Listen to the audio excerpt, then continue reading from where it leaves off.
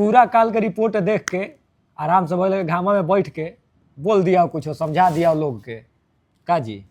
हाँ तो घामा में रोज तो रूम में आदमी बैठते बा तनी घाम से कतरा नहीं आ जाता कनी जी के ऊपर आ जल जाओ आप तनी नीचे दिक्कत हो जाला कबो कबो नु इसे ऊपर आ गई है। तारा लोग खातिर भाई स्टार्ट होता आज के कहानी। पी के ना पी के सब हमनी के कहीं कहले नहीं के केहू पियले बा इहो नहीं के कहले आदमी के पियल खराब हो आ कहीं हमनी के नहीं सब चर्चा पियल खराब ना हो बाकी पी के ई सब जो चीज भइल बिया नु तिरिया चरितरी सब खराब हो तबो हमनी के नहीं कहले भाई ना ई खराब है ई चीज के हम कहब आज कहत नहीं जा काल नहीं जा कहले काल वाला बात पर जे कमेंट कइला लोग ओकर हमार पर्सनल वीडियो तार लोग के दे देले बनी। आगे कहानी चालू होकत है भाई कि काल एक जनी के फेंक देले वहां से स्टेज पर से हैं। देखो पहला चीज बा कि हम ई देखिला बॉलीवुड के जितना भी स्टेज शो वगैरह होला ओ पे या तो म्यूजिशियन रहेले जो आर्टिस्ट बड़े उ बड़े अगर बर्थडे सेलिब्रेशन बा तो ओ पे जे आइल बा अपन मिल रहल तू तो यार दिन भर संगे रहेला एक दिन से आदमी आवेला एक आदमी से तब जाला आ दूसरा चीज कि तू तो दिन भर संगे रहेला एनी तू कहला स्टेज पर जात रहला माने तहरा कौन बेचैनी बा उनका से मिले खातिर या स्टेज पे रह के अपना आप के प्रेजेंट करे खातिर कि हम भाई स्टेज पे रहिला इहे न देखावल चाहत आदमी वीडियो में आवे खातिर ई सब चीज गलत बा फोटो में जेकरा हमेशा संगे रहे के वो काहे खातिर स्टेज पे चढ़े। दूसरा बात रहल कि कोनो बॉडीगार्ड ना हो वो भाई फौजी आदमी हो भाई उ सब कोई के नहीं खींचना तो ओकरा से मुंह लड़ीबो तो फिर तार जीवन खराब हो जाई। और उधर तो जगह कालर धरत नहीं रहा बा कालर कैसे धलियन ओकर कालर धरे वाला अगर वीडियो आ जाए इनका पर केस न हो जाए सीधे सीआरपीएफ के कैंप से केस हो जाए। पढ़ल लिखल नहीं तो रहुआ इतना जान ली कि रहुआ ओकर कलरवा धरब नहीं तो रहुआ पर ना पड़ी और आका पर पड़ी हां विपत्ति है ये सब चीज ना कालर फौजी आदमी है फौजी आदमी भाई आपको थोड़ी जानता है कि आप कौन है कौन नहीं है वो पवन सिंह को जानता है। तो डायरेक्टली हम लोग बोल रहे हैं कि विशाल सिंह जी कल स्टेज पर से फेंका गए हैं फेंका गए हैं तो आपको बुरा नहीं मानना है नहीं पहचाना होगा सामने वाला आप फेंका गए नहीं। इस चीज से एक चीज सीखनी चाहिए कि आप अगर कहीं भी कुछ भी हो रहा है तो आपको अपने आप को दिखाने के चक्कर में स्टेज पे क्यों जाना है भाई काहे खाते जाता है। आप 24 घंटा जब उस इंसान के साथ रहते हैं आपको लोग जानबे करता है कि उनके साथ रहते हैं तो फिर स्टेज पे क्यों जाना है। आज हम बुरा ना माने कि ऐसा होत रहेला कई जगह भइल बा कई लोग के संगे भइल बा कई लोग के साथे हो जाला तो बुरा नहीं के माने के चला जाए तो खुश रह बढ़िया से खाना पीना खाए के बा आ बढ़िया से रहे लेकिन हाँ हई वाला सिस्टम हो छोड़ देवे के बाद ये वाला सिस्टम हो छोड़ देना तो अच्छा या तो यहाँ का लोग हई ना करेला ऊपर वाला कर दिया तारा नहीं या तो अपने आप को यूट्यूबर के श्रेणी में शामिल कर लीजिए नहीं तो एक्टर बन जाइए सीरियल करते हैं ना महाराज। आप अपना अस्तित्व खुद गिरा रहे हैं। आप आइए किसी को कहते हैं कि ऐसे कर देंगे वैसे कर देंगे ये सब क्या है। बोलने का एक लहजा होना चाहिए। रोस्टर बन जाइए सबसे बढ़िया। हाँ छोड़ दीजिए ये सब कैरी मिनाटी वाला काम करिए बहुत पैसा है में कैरी मिनाटी से ज़्यादा पैसा आपके पास नहीं होगा। तो बस इतना ही आपके लिए 2 मिनट आपको दिए काफ़ी है। कुछ लोग के एंट्री मिलल कुछ लोग के ना मिलल ढेर आदमी वो में रहन अपन चाटहू वाला उनका लोग के एंट्री ना मिलल तो काहे खातिर लोग रह कौन कप लेवे। देखो एगो बात बताई फैन के हम बुरा नहीं करते हैं फैन हम उसी को मानते हैं जो सच्चा हो एकदम। बहुत सारे ऐसे फैन है जो कि आज भी दिल में बसा के उनको रखे हैं लेकिन देखते हैं कि सिचुएशन वैसा नहीं है तो नहीं जाते हैं। लेकिन एक बात कहते हैं कि वैसे जगह पर क्या जाना जहाँ कि आगे से कह के कि भैया हमरा के पास दे दो भैया हमरा के बुला लो भैया हमरा के ई कल क्या मतलब एकदम रिक्वेस्ट गोड़ हाथवा ध के भैया भैया हमहू आइब हमरो पास दे दिया मिल गेल पास तो का ओ जगैला के बाद वैल्यू नहीं के मिलत आ जगैला त जाके गेट पर खड़ा बा वीडियो ढेर लोग के आइल बा हमरा के गेट पर खड़ा बा वीडियो के गाना डलाई फेमस हो जाई सब धसरा त लोग गेट पर खड़ा चीज रहल कि चली गेला तो मुंह में के खिया देले है। एगो फोटोवो तो नहीं खिंचाइल एगो फोटोवो खिंचा लेले बड़ा उनका साथे कुछ नहीं के भइल त काहे खाती हमनी के ना करिए तारा से बढ़िया उठ के मजा लेते हैं जगह में।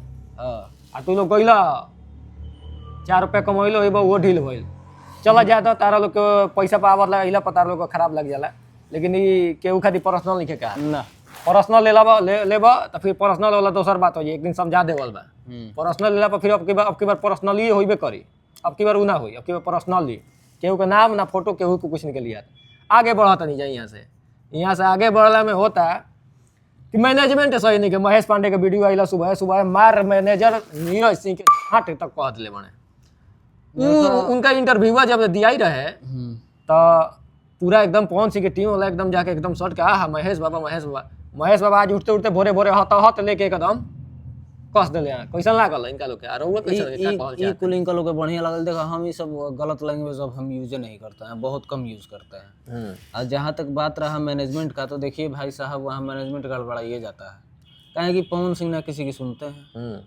और ना पवन सिंह के अनुसार सब चलता है। मैनेजर है तो अपने अनुसार नहीं चलेंगे वो वहाँ से परमिशन लेंगे तभी कुछ करेंगे। तो मैनेजर तो ये चीज़ गलत है, परमिशन ये चीज़ गलत है कि अगर आप किसी को बुलाए हैं, मान लीजिए महेश पांडे के जो भी संगे काम करने वाला है उसको बुलाए हैं और उसके बाद उसको अंदर नहीं घुसा पा रहे हैं, तो ये आपकी गलती है। तो ऐसा गलती काम कर छोड़ देवे के बा। रहल बात ओकरो से आगे चली हमनी के, तो मैनेजमेंट तो गड़बड़ भइले बा। तो मैनेजर रखबे मत करब, भाइये भाई के चाचा के मैनेजर बना लेवे के काम बा पवन सिंह जी के। हाँ तो काहे खातिर मैनेजर रखा है कौन काम बा? जब मैनेजमेंट सही नहीं कर पा रहा है, लग रहा है कि गलत है भाई सब चीज़ें। हमारा तो बहुत कुछ सुने में आइल बा, बाकी वो सब चीज़ ना बोलब कहें कि वो सब चीज़ से डिमेरिट ही बा। तो वो सब चीज़ बोलला के काम नहीं के, पर्सनली केहू फोन करी तो ओकरा के हम बता। अब की बार पर्सनली नहीं खींचा बोला था मनी के, लेकिन अब की बार अगर जे कहीं कुछ उसमें गलती लोगे तो पर्सनली उठा के दिखावल। दूसरा चीज़ जे भी उल्टा सीधा वीडियो बनावता है हमारे फोटो लगा के पर्सनली, उनको लोग फेसबुक बाछी उची ना। अब की बार हुए फेसबुक के सफैया हुए 2 रुपये मोनेटाइज करके कमाता रहो तो कमा लो बढ़िया से। अब बोले के बाद विरोध करो, लेकिन एगो तरीका होला, लेकिन गाली दे के अगर विरोध करबो तो तार रिप्लाई हम देब ना।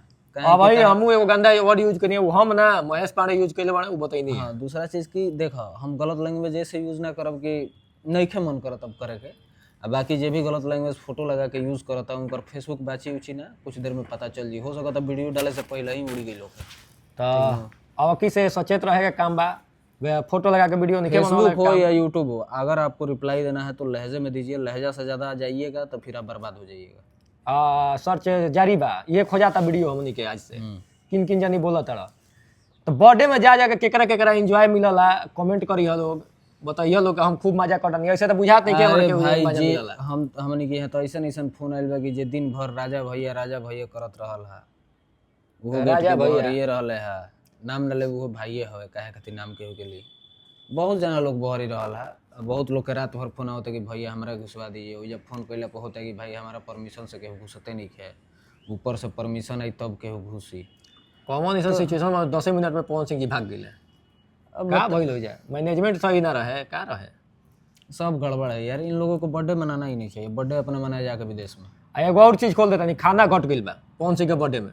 माने हम कहानी है कि कुल नहीं कहे तो काहे खातिर कुल ना माने ई खाना घट गेल जाके आदमी कहत रहन, त माने हमरा आइल खबर त कह दिन बता देनी ना। तो घटल बा तो कोनो बात नहीं के, जब उतना आदमी जुट जी तो उतना आदमी के कैपेबिलिटी लेके चलल हुई तब लोग तो लेके चले के चाहिए। ई मैनेजमेंट के काम है, जेकरा बोले ले ओकर खाना जुटावे के चाहिए, जेकरा ओमे घुसाओ त ओकर खातिर खाना पहले ही हाला हो जाला कि भाई है या होटल में मनता तो ओकर चाहे वाला तो जीबे करी। मैनेजमेंट उनकर बर्थडे कहीं दूर जाके मनाई, क्रूज पे जाके मना ली, वहां ना जाए सब को समुद्र के बीच में मनाई। तो लखनऊ में आप लोग मनाते हैं, लखनऊ में मनाते सब कोई जाता है तो उतना जुगाड़ करके रखना चाहिए। खाना तो घट गया, बेइज्जती तो हुआ है, खैर घट गया है ज़्यादा भीड़ के कारण। उतना था व्यवस्था सब, लेकिन ज़्यादा भीड़ हुआ इसके कारण खाना घट गया। इस चीज़ को गलत नहीं समझना है, गलत नहीं समझना है। बस इस वीडियो में हम एक ही बात कहना चाहते हैं कि जो भी लोग वीडियो बना रहे हैं, हमारे तुम्हारे वीडियो से कोई फ़र्क पड़ने वाला है नहीं, तुमको फ़र्क पड़ेगा, ठीक है। कहें कि मान लो गार्ड का नौकरी कहीं कर रहे हो, कहीं कोई कुछ कर रहा है, सब बढ़िया होता है, कोई भी काम छोटा नहीं होता है। कबाड़ियों जो बिन रहा है वो उसका काम है, कर्म ही सबसे बड़ा प्रधान होता है। काम कोई छोटा नहीं होता है, काम सब बड़े होता है। लेकिन जिस तरीके से आकर सोशल मीडिया पे फ़ोटो लगा के गाली देना, ये करना वो करना, गाली तो हम देते हैं नहीं। गाली जहाँ तक दे रहे हो तो झूठों के 2 रुपये आ रहा है मोनेटाइज करके फेसबुक, तो अब रिकवरो ना होई हमारा जहाँ तक लागत है। तो जरा जो गाड़ी देवे के बाद देवे वो अपन बाद में पछतावे। कमेंट में एकदम जाके अपन ज्ञान देवे के काम बा, हमनी के अपन ज्ञान दे देनी जा, मिलब जाब फिर बाद में।